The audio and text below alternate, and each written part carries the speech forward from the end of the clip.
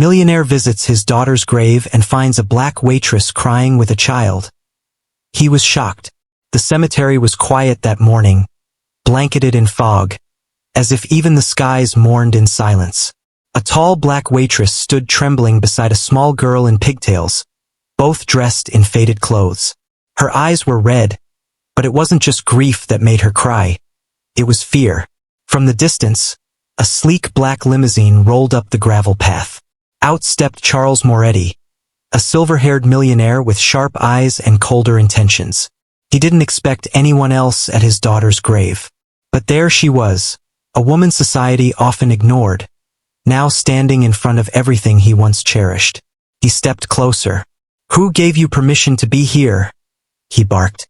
The waitress wiped her cheek and looked him in the eye. "She didn't need permission. She's your granddaughter."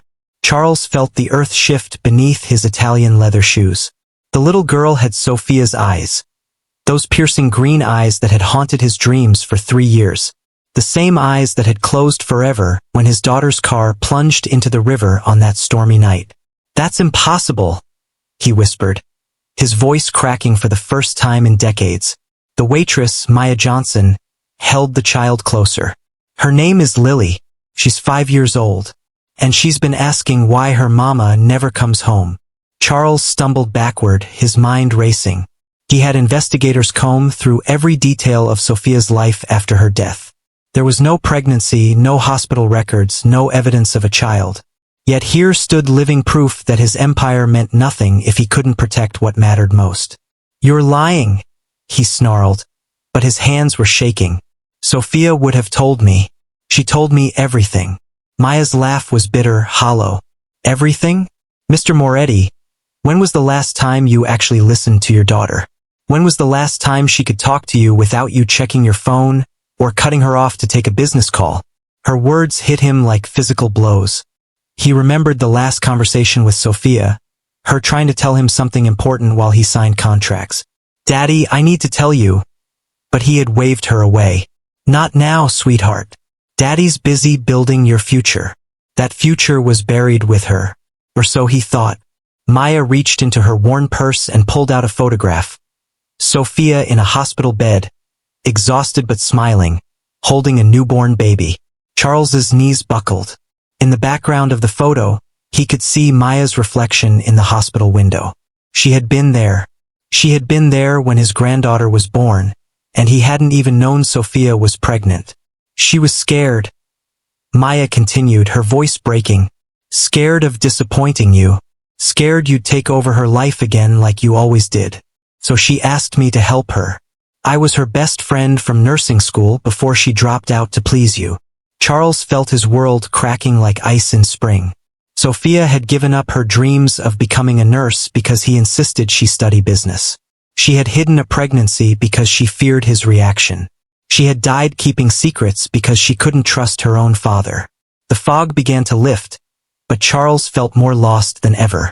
This woman, this stranger who dressed in uniforms and struggled to make ends meet, had been closer to his daughter than he had. She knew Sophia's fears, her dreams, her last words.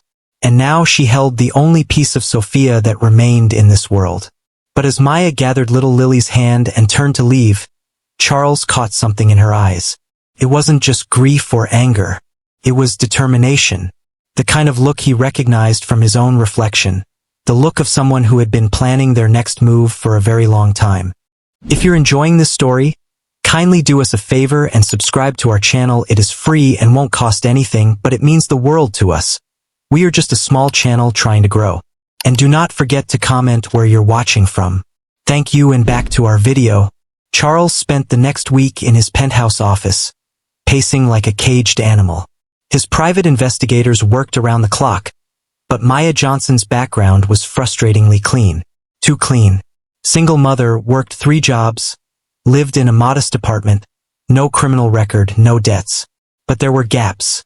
Missing months in her employment history, mysterious scholarship records, and a paper trail that seemed almost deliberately sparse. "Sir," his head of security, Marcus, entered with a thick file. "We found something interesting. Miss Johnson has been visiting Sophia's grave every month for 3 years.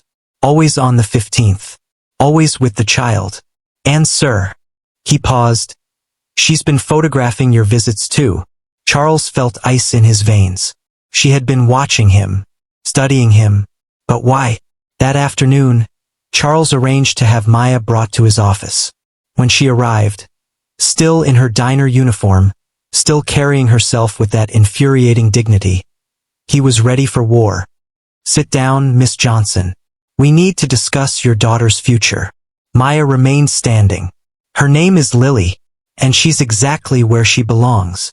Charles opened his checkbook with a flourish. Let's be realistic. You work for tips and live paycheck to paycheck. I can offer Lily opportunities you'll never be able to provide. Private schools, the best tutors, a trust fund that will secure her future forever. The number he wrote made Maya's annual salary look like pocket change. $250,000. Enough to change her life forever. But Maya didn't even glance at it. Instead, she smiled. A smile that didn't reach her eyes. Mr. Moretti, do you know what Sophia's last words were? Charles felt his chest tighten. She said, promise me, Maya. Promise me you'll never let him turn Lily into what he turned me into. The check fluttered to the floor. What did she mean by that? Maya walked to the floor-to-ceiling windows, looking out at the city Charles had conquered through ruthless ambition. She meant a person who measures love in dollar signs. Someone who thinks power means more than presence. Someone who would rather own their child than actually know them. Her words cut deeper than any business rival ever had. I can give her everything, Charles insisted, desperation creeping into his voice. The best schools, connections, opportunities. The same opportunities you gave Sophia? Maya turned around, and Charles was startled by the steel in her voice. The same love and attention that made her so desperate for your approval that she gave up nursing school? The same family warmth that made her afraid to tell you she was pregnant. Charles felt cornered, which brought out his worst instincts. I'll take you to court. I have resources you can't imagine. I'll prove that a single mother working minimum wage jobs isn't fit to raise a Moretti heir. Maya's smile widened, and for the first time, Charles felt truly afraid. A Moretti heir? Mr. Moretti, you're assuming Lily carries your name. But legally, she's Lily Sophia Johnson. And you're also assuming I'm just a waitress you can intimidate. She reached into her bag and pulled out a business card that made Charles's blood run cold. Morrison, Caldwell and Associates, one of the most prestigious family law firms in the state. My legal representation. They're very interested in your case, especially the part about a wealthy man trying to buy a child from her legal guardian. Charles grabbed his phone to call his own lawyers, but Maya held up her hand. Oh, and Mr. Moretti? Tomorrow morning, the Tribune is running a very interesting story about your business practices. Something about discriminatory hiring and suspicious city contracts. I thought you should know. As Maya walked toward the door, Charles felt power slipping through his fingers like sand. How? He called out. How does a waitress get lawyers like that? How do you know about my business? Maya paused at the door, her hand on the handle. Mr. Moretti, you've spent 3 years investigating me, but you never asked the right questions. You never wondered why a nursing student with a full scholarship suddenly became a waitress. You never questioned why someone with my credentials would choose to work for tips. She turned around one last time, and Charles saw something in her eyes that made his soul freeze. You see, I've been planning for this conversation since the day Sophia died. And unlike you, I've learned that the most powerful weapon isn't money. It's patience. Charles woke up to his worst nightmare. The Morning Tribune's headline screamed across the front page. Millionaire's empire built on exploitation. But it wasn't just any expose, it was surgical, precise, devastating. Every shady city contract, every bribed official, every corner cut in his construction projects. Documents he was certain were buried forever were now printed in black and white for the entire city to see. His phone rang incessantly. Board members panicking. Investors pulling out. Federal investigators requesting meetings. Within hours, Charles Moretti, the untouchable king of the city's construction empire, watched his life's work crumble like a house of cards. But the worst was yet to come. The article's final paragraph mentioned an upcoming series about suspicious circumstances surrounding the death of Sophia Moretti, and new evidence suggesting the car accident may not have been accidental. Charles's hands trembled as he called Maya. "What do you want?" he whispered into the phone. "Meet me at Riverside Park. 1 hour. Come alone." When Charles arrived, he found Maya sitting on a bench while Lily played on the swings nearby. But Maya wasn't the same woman who had cleaned tables for tips. She wore a crisp business suit, and her entire demeanor had changed. The frightened waitress was gone, replaced by someone who commanded respect.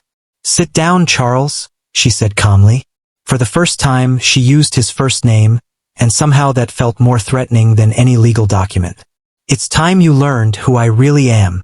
She opened a briefcase and pulled out documents that made Charles's world tilt off its axis. Maya Johnson, graduated summa cum laude from Northwestern University. Law degree from Columbia, specializing in corporate fraud and wrongful death litigation. Former investigative journalist for the Washington Herald. Charles stared at the credentials in disbelief. "But the diner, the apartment, all real," Maya confirmed. "I've been working those jobs for 3 years while I gathered evidence." You see, Charles, Sophia didn't just die in a car accident. She died because she discovered something about your business that certain people wanted to keep quiet. People you hired to handle problems. The color drained from Charles's face. "What are you saying?" Maya pulled out a recording device. "I'm saying that your daughter spent her last 3 months investigating you. She found out about the bribes, the safety violations that killed construction workers, the threats against city council members who wouldn't play ball. She was going to expose you." The recording crackled to life. Sophia's voice, scared but determined.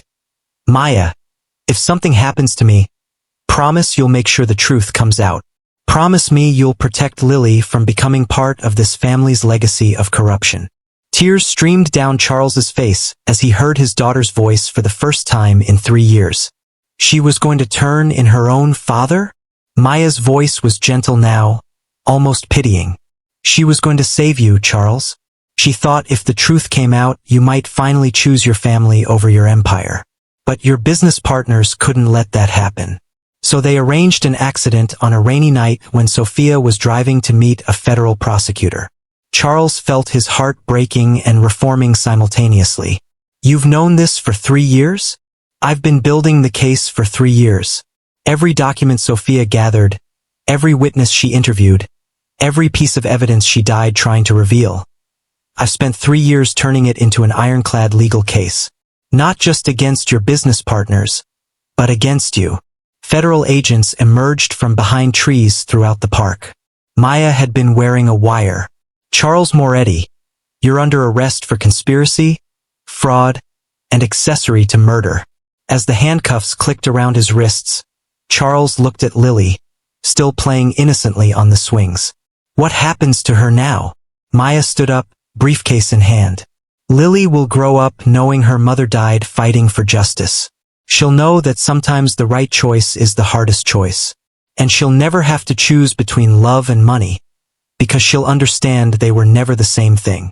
6 months later, Charles worked in the prison laundry for 37 cents an hour, while Maya testified before Congress about corporate corruption. Lily started kindergarten at a school funded by the Sophia Moretti Foundation for Justice, created with the money recovered from Charles's criminal enterprises. Charles had tried to buy a granddaughter but learned that family can't be purchased. Maya had proved that sometimes justice takes years to arrive, but when it does, it's worth the wait. In losing everything, Charles finally understood what Sophia had been trying to tell him that last day. The only inheritance that truly matters is love, and the only legacy worth leaving is one built on truth. Have you ever faced someone who tried to diminish your dreams because of where you come from? Leave a comment and share how you rose above it. And don't forget to subscribe for more powerful stories that prove true family is built with love, not blood. Justice always finds its voice,